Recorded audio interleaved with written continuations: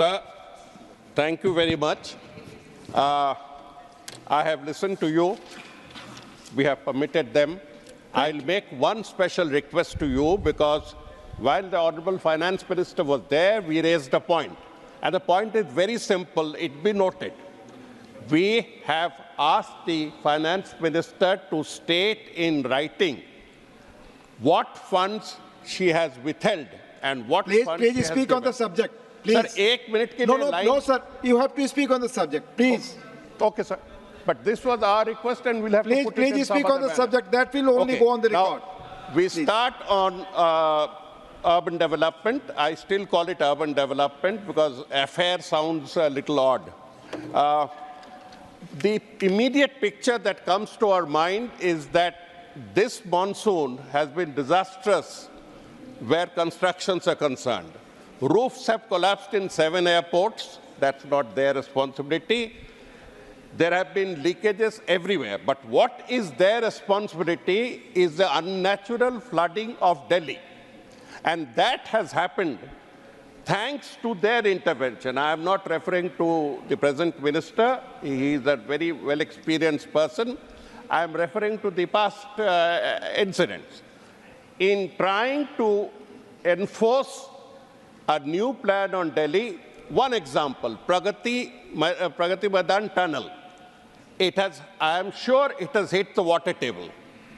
Under the city, as you know, there are water channels, water tables and others, and we need to go in for hydrographic studies before we enforce our will through, before we put our egotistical schemes through, and the flooding of the Pragati Madan channel, it will continue. It will continue. We can't stop it like that. And the flooding of Rajpath, I don't know what name they have given, was completely unrequired. 670 crores spent on Rajpath for a lit fuel, bulbs and lights, and all you get is perennial flooding because you have tampered with the water system.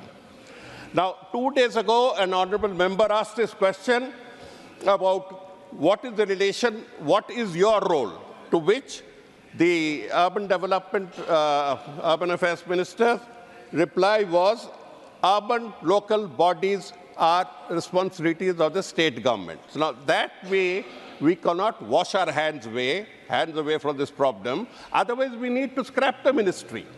It has a centralizing role. We have accepted it. It is to use its integrative power, its guidelines. They have mentioned that they have PFI guidelines, SOP for urban floods, the CPWD code. There has to be some amount of stringent standards on which buildings are made. Sir, as you know, it is a national shame that in one state, known to you, 9 bridges have collapsed. This cannot go on with public funds. Now, the second part of their reply goes into saying that urban planning is river-centric. That we are sure about it. I don't know whether you've seen the video by Deshbhakt Mamata Banerjee, where he has compared Delhi with Venice. As I said, all of it, much of it is due to the rather ego-pushed plan of the Central Vista. Now, we have to tackle the hydrographic imbalance that we have created in this. Now, when we talk of the Central Vista, I come to 2 points. With your indulgence, I'll mention both the points. One relates to this Parliament building, about which I'll not get into any unnecessary criticism, because it's all a matter of taste, whether something is nouverish, something is classical. These are defined. I would like to raise on behalf of all the members that the 2 members' gates, Makar Dwar and Shardul Dwar, have no protection. They are exposed to the elements, they are exposed to the rains, whereas the 3 gates of the 3 VIPs have what you call porticos. This is completely unfair because we are all exposed, even their members are exposed to the rain and the heat and this blazing sun. We have to redesign the building in such a manner that that is covered. There are other things within it, but I will not take time in this debate to mention about these flaws. The galleries, I would submit, sir, it was the plan in the last regime, the last period, The galleries are the most useless things we have seen. Those spaces could be fruitfully utilized. Now, as a net result of the disturbance in Delhi, I am concentrating on Delhi because that's your direct charge. The rest you can say the states look after. We had 207 hotspots in waterlogging. This year alone, we have added 101. So it makes 308 hotspots, as they call it, for waterlogging. Now, different names have come up for them. They call them Modi Talao, they call them Modi Phwara, all sorts of names. The speaker before me had mentioned. We're coming to the schemes of the ministry. This year, I believe the allocation is 86,000 crores, which is an improvement over last year.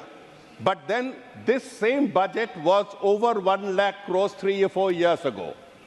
There is a constant slide down of the money allotted to the scheme. But let us come to some of the more factual issues, some of the more glaring shortfalls, glaring failures. PMAY, Pradhan Mantri Awas Yojana, it takes 1/3 of the budget.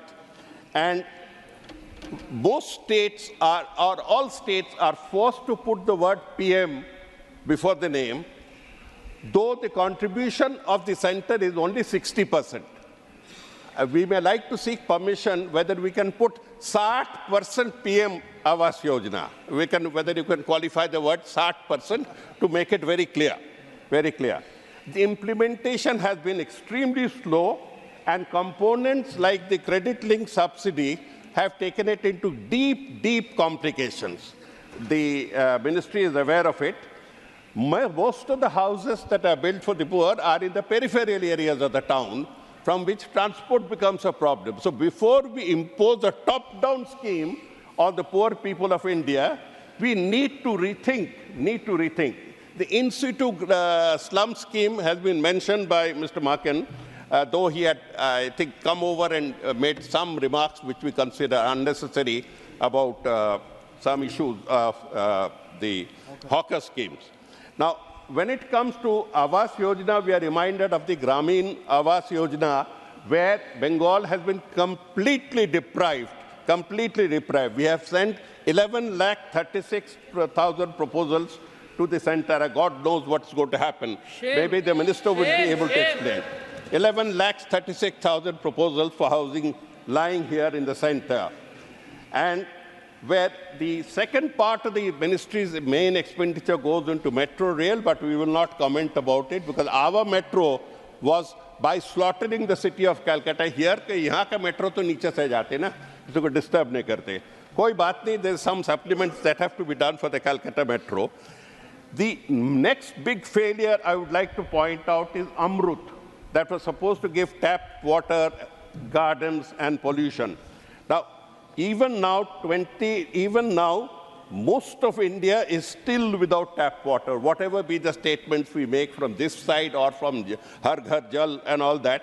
And pollution was an integral part of the scheme. But 2 days ago, the Health Ministry replied to my question, which Lancet, the world's most famous medical body, says that 7% of the deaths, and maybe more percent, happens because of urban pollution. They have completely denied it. The ministry or the government has completely denied it and said very ludicrously that it depends on your food habits. I mean, I have it, and this will be one of those biggest jokes. Now, there again, if you go in, you will find that they have achievements like 15 lakh taps, 37 lakh chewers, but it covers practically nothing. It's just tokenism. Compared to the size of the problem, 31% of the urban population has no piped water even now. 67% has no sewerage arrangement as of now. Shame. But we go in for all sorts of statements. Now, having said this, I'll come to the last one, which is a demand of our state government, aid memoir, if I may put it, on the pending dues that pertain to Mr. Manohar Lalji's ministry. Million plus cities, we have 15 Finance Commission grants of 1,445 crores, 1,445 crores, just held up. I would ask the Honorable Minister to take a look at it. We are being deprived on the rural development side. Kindly don't slaughter us on the urban development side now. We have what is called the Shelter for Urban Homeless under the Day Annual scheme, which is 60-40. Again, the O&M cost is not being given. I would like to raise this issue to him. The last point I'll make is on smart city. The smart city scheme is one of the most classic failures of the last 10 years. You can take measurements by whichever method you feel. Tell us which are the smart cities that you are supposed to create 100 smart cities. There are about 50 going around, and maybe only Madurai is the only one that has done something, and our new town of Kolkata has done something about it. But as a scheme, as a hype, as a fund allocation, it is one of the most classic cases of maladministration, top-down administration that has just... Right now, the Secretary of the Department made a submission before the Parliamentary Committee, almost admitting that we are winding up the scheme. Hum haar maan gaye. I don't know how much of it is true. The Minister can ascertain it. I can give him the details. But you need to focus on schemes that are oriented to the people who will actually use them. This top-down method of delinking yourself from the people and their direct needs needs to go. Urban development, or rather housing and urban affairs, is a very important ministry that can actually go a long way to alleviate the problems of the city in terms of housing, in terms of water supply, in terms of sewerage, in terms of amenities. The way it has been dealt in the past, sir, I would beseech upon you to take a fresh look at it, because you have a wealth of experience. Thank you. It has been badly dealt with and badly executed in the past. Thank you, Mani Jawahar Thank you Sircar very ji. Thank you.